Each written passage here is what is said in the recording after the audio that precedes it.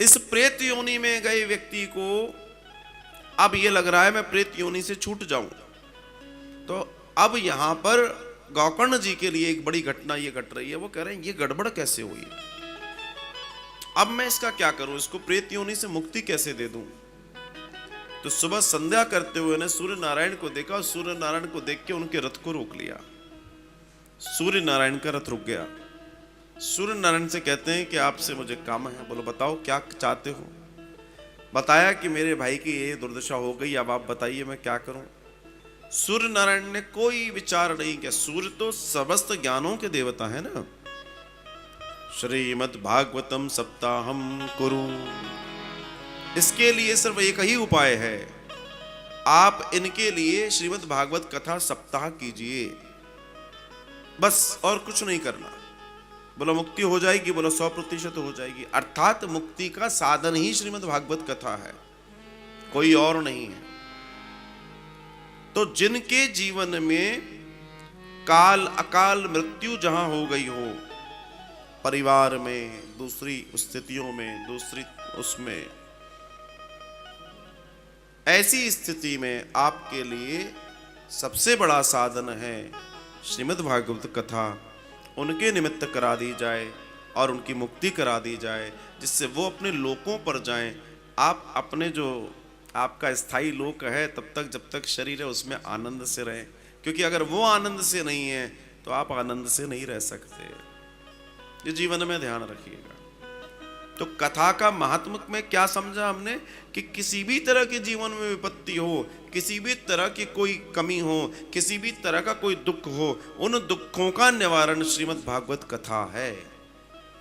और इसी निवारणार्थ हम इस कथा को सुन रहे हैं, जान रहे हैं, समझ रहे हैं कि कथा हमारे जीवन का भी कल्याण कैसे कर देगी।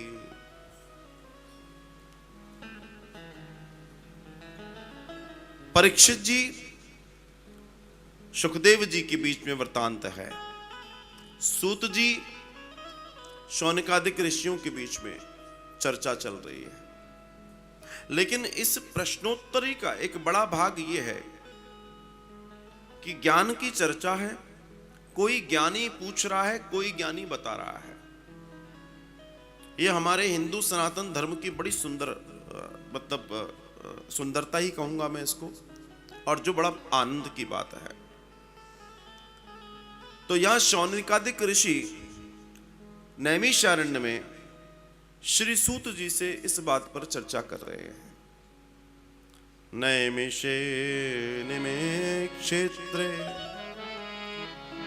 ऋषयः शौनिकादयः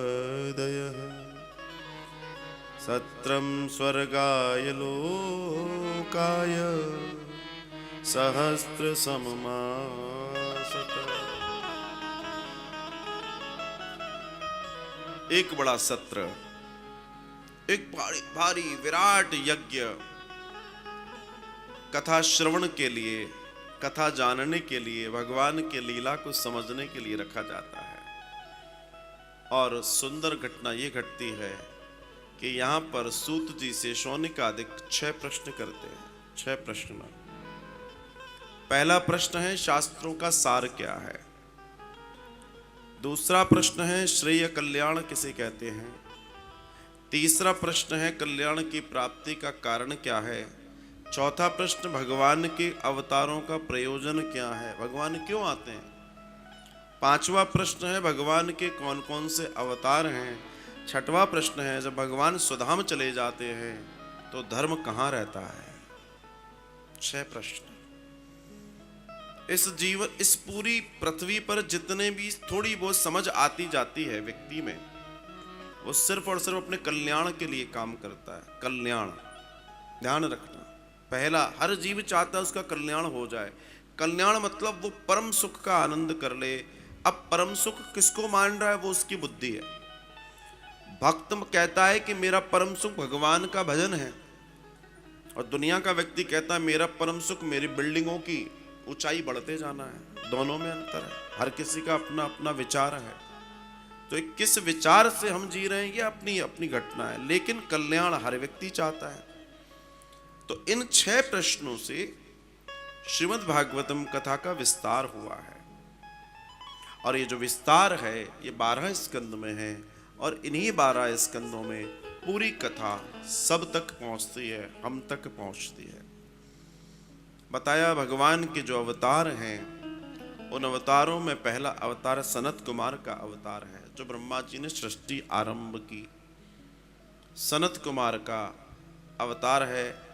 वहीं दूसरा अवतार वराह भगवान का अवतार है, नारद जी का अवतार है, नर नारायण का अवतार है, कपिल भगवान का अवतार है, दत्तात्रेय भगवान का अवतार है, यज्ञ भगवान का अवतार है, ऋषभदेव भगवान का अवतार है, पृथु भगवान का अवतार है, मृतस्य अवतार है, कुर्म अवतार है, धनवंतरी अवतार है, मोहिनी अवतार है, नरसिंह अवतार है, वामन भगवान का अवतार है, परशुराम भगवान का अवतार है, व्यास भगवान का अवतार है, जिन्होंने सारे वेद पुराण विस्तार करके हमें दे दिए हैं।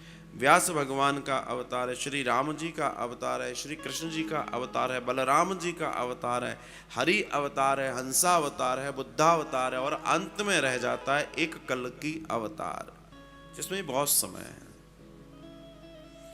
क्यों मैंने आपसे चर्चा की? इस चर्चा करने का सीधा सीधा प्रयोजन है कि भैया इनके अलावा कोई भगवान नहीं है। अर्थात नारायण के जिन अवतारों की चर्चा हम करते हैं बस यही है। इसके अलावा कोई आपसे कहता है कि आजकल नया भगवान कोई आ गया है, आजकल तो बहुत आ रहे हैं, तो क्षमा कीजिए, वो आपका मनोरंजन हो सकता है, भगवान तो नहीं है। भगवान तो वो नहीं है। और इस बात को जीवन में उतारने का विषय भागवत है।